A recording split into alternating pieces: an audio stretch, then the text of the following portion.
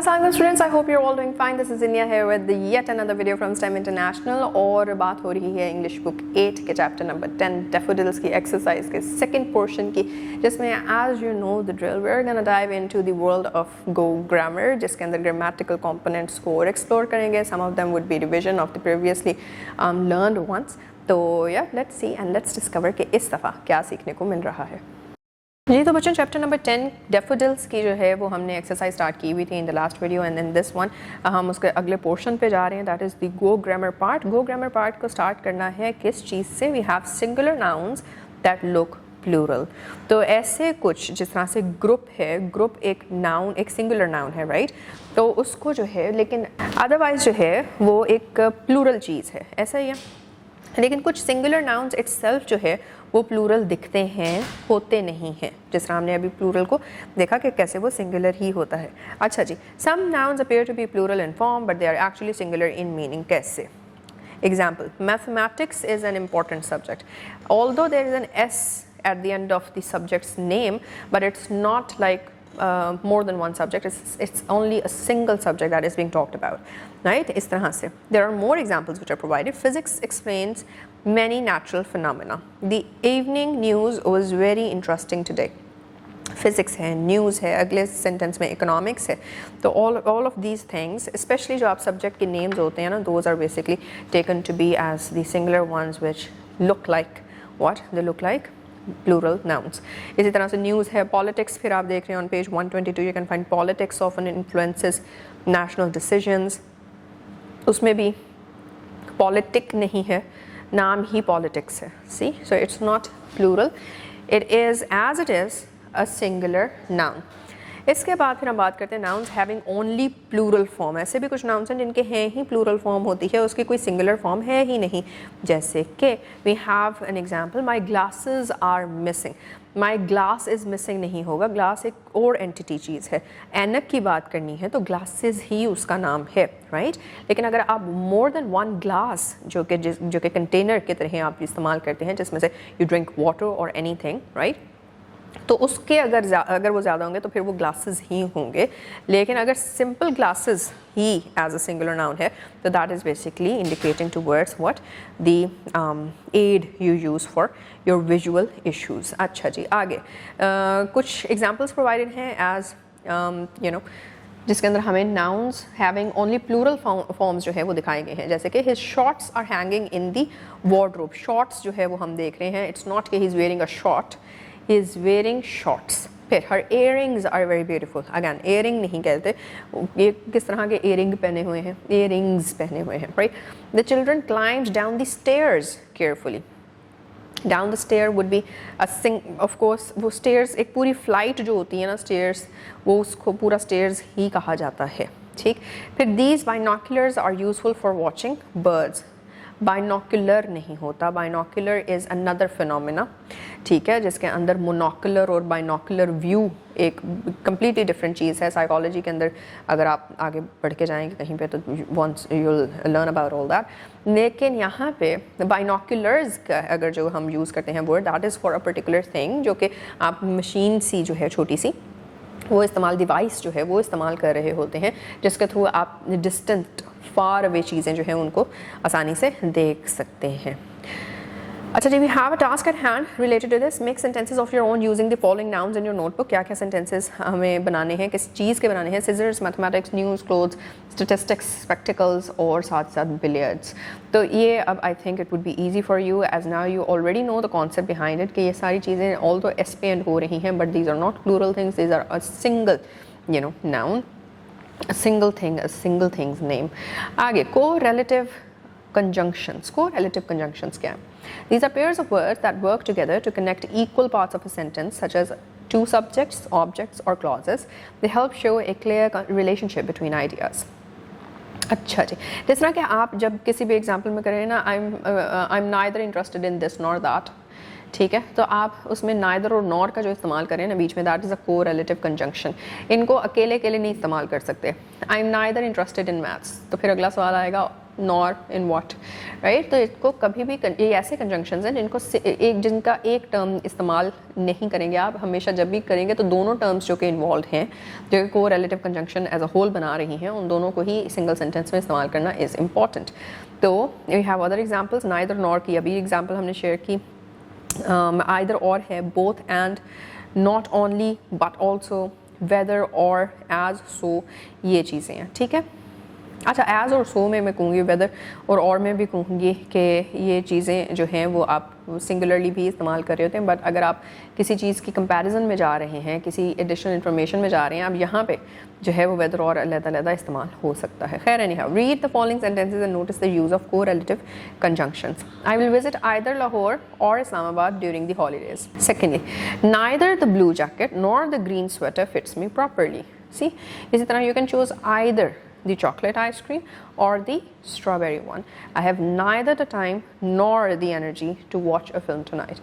My classmate not only completed the project quickly but also presented it confidently. तो इस तरह से आप देख रहे हैं कि correlative conjunctions are being used. फिर secondly, blanks आ जाती हैं. Fill in the blanks using the given correlative conjunctions. Use each pair only once. क्या क्या हैं? Neither nor, as, so, whether or, both and, not only but also. अब इनका इस्तेमाल हम देखने जा रहे हैं। अच्छा जी, let's do these together. She finished her homework, prepared for her test. She not only finished her homework but also prepared for the test, right? या फिर she both finished her homework and prepared for the test. ये भी हो सकता है। It depends on कि क्या contextual meaning आप जो है वो आगे देना चाह रहे हैं। अच्छा जी, my brother my sister enjoys playing badminton. Both my brother and my sister enjoys playing badminton. The weather was cold windy yesterday. The weather was not only cold but also windy yesterday. Yes, makes sense. They could not decide to watch a cartoon to go for a walk. They could not decide either to go for a cartoon or to go for a walk. The teacher explained the lesson clearly. Did our understanding improve, right?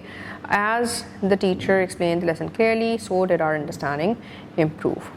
ठीक है, या फिर it can be made sarcastic as well. Neither the teacher explained the lesson clearly nor did our understanding improve. That would be fun.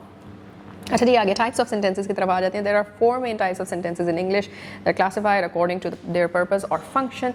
Number 1, declarative या फिर assertive sentence. A declarative sentence makes a statement, shares information, states a fact or expresses an opinion. It usually ends with a full stop. Declarative sentences may be affirmative or negative. ठीक है, declarative sentence वो होता है जिसके अंदर आप assert करते हैं किसी एक पर्टिकुलर चीज़ को, किसी इन्फॉर्मेशन को, किसी फैक्ट को, किसी ओपिनियन को एजर्टिवली पुट करना किसी के सामने ताकि वो कहे कि ओह अच्छा वाकई.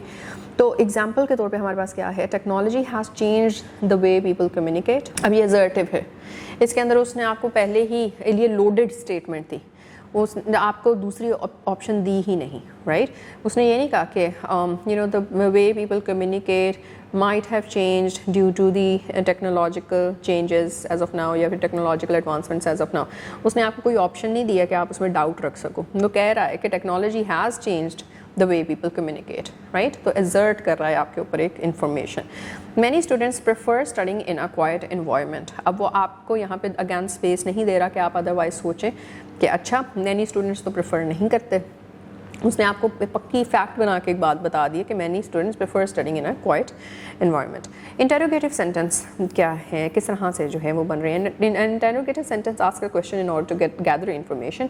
It usually begins with a question word such as who, what, where, when, why or how and ends with a question mark. Example के तौर पे why is environmental protection important? Have you completed your science project? This is like जब आपने ये पढ़े होंगे तो आपको अपनी सारी जितनी भी आप अपनी एक्सरसाइजेस करते आ रहे हैं of every subject वो सारी याद आ रही होंगी. This is the exact same thing over here, right? Your entire exercises are interrogative sentences. उसके बाद ये imperative sentence की तरफ आ गए हैं हम. An imperative sentence expresses a command, request, advice or instruction. It may end with a full stop or an exclamation mark. Example के तौर पे please submit your assignment before the deadline. Always respect your teachers and classmates. See, तो यहाँ पे आप क्या कर रहे हैं, आप कोई request either please submit, right? या फिर आप जो है वो advice या instruction दे रहे हैं always respect your teachers and classmates. ठीक है, या फिर कमांड अगर देनी हो तो close the door once you leave the room. तो इसमें आपने उसको कमांड दे दिया कि अब जब भी मतलब रूम से बाहर जाओ दरवाज़ा बंद करके जाना। अच्छा जी, एक्सक्लेमेटरी सेंटेंस की तरफ आ जाते हैं। Exclamatory sentence express strong emotion such as surprise, excitement, happiness or anger. It always ends with an exclamation mark.